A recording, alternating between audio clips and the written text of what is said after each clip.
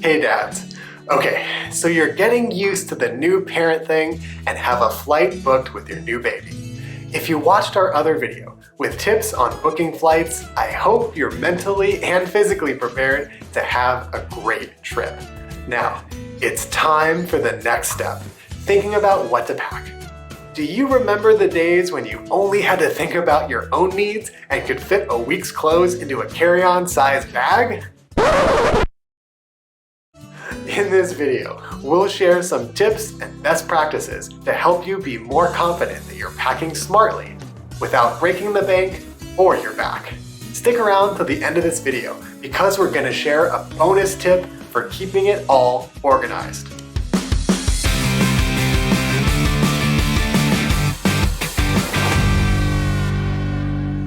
Before we get into the packing list, let's get something out of the way first.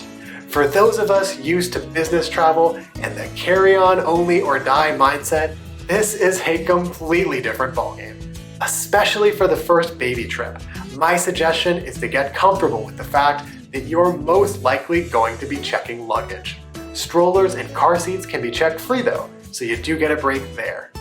Now, let's run through the key categories of things you need to bring for a baby on a plane trip. We're not going to cover every single thing you'll need to bring. Do some Googling to fill in the gaps. Instead, we're going to share some key decision points and helpful things I wish I knew before we started traveling with a baby. Item number 1, diapers and wipes. This is a no-brainer, but the question is, how do you want to handle it?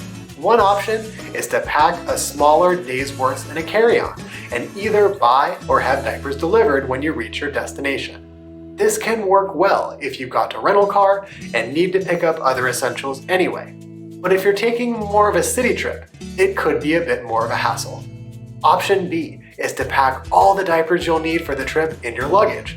That way, you know you're covered and are self-sufficient on arrival.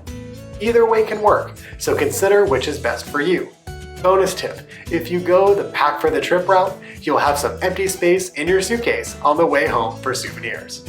For wipes, consider starting a new pack when you go. That way, you'll have enough in your diaper bag for any except of the longest of trips. And don't forget, wipes can also be used as wet napkins to clean up other messes. Item number 2, feeding and cleaning supplies. If your baby's nursing, then you're nicely set up by having mom along for the ride. But if you use formula exclusively or if you supplement feedings, you're going to need to bring feeding and bottle cleaning supplies. For formula, consider buying single-serve packets for flexibility and ease of transport. Even if it's more expensive than buying in bulk, this way is simpler and faster to manage. Consider buying a compact travel bottle brush and drying rack. There's plenty of options to choose from, and this one we have has served us well. And here's a travel hack. You need dish soap to wash your bottles. And it's also a good idea to bring some detergent in case you need to recover from a blowout or other mishap. Consider reusing small plastic dish detergent containers like the ones you get at an extended stay hotel. Label them and put them in a Ziploc bag along with your other liquids. Item number 3, transit gear. 2 things stand out here, car seats and strollers. Both are separate videos in and of themselves, but a key decision point is what to bring and how you bring it. Meaning, do you bring your own, carry on and or check, rent upon arrival, or go without one or both? I've done it a few ways, and here's my suggestion. Depending on your destination, you may be able to rent what you need from a baby travel gear company. Of course, check reviews to find reputable outfits, but I've had really good experiences with these for a couple reasons. First, less hassle, less time spent lugging around bulky things, and because they usually have a wider selection, you have more choice than you might through a car rental company.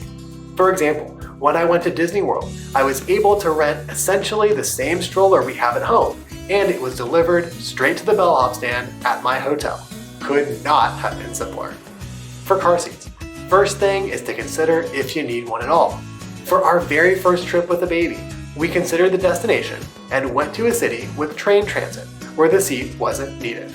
If you're going to be in a car, your first consideration is what car seat you have at home. If you've got the base and carrier system, it's going to be harder to manage because you need to pack the carrier and the base. That's a lot of bulk. In this scenario, I'd look into renting one to save the hassle. Another option, if you're planning multiple trips and are okay with the bulk in transit, consider buying a less expensive car seat for travel. Car seats are regulated for safety, so a cheaper, smaller, less frills model doesn't mean you're sacrificing protection. Here's another tip. If you can get away with it, consider ditching the stroller and instead bringing along a baby carrier. It's lighter and less bulky and usually gets the job done just fine, especially for a newborn. Item number 4, clothes and protectors. Obviously, you need to pack clothes. But how much and what types? A good rule of thumb, generally, plan to pack 2 outfits a day plus pajamas. If you use bulkier bibs at home, I'd suggest getting one that can easily roll up or fold in to stay as compact and easy to manage as possible. Item number 5, extras.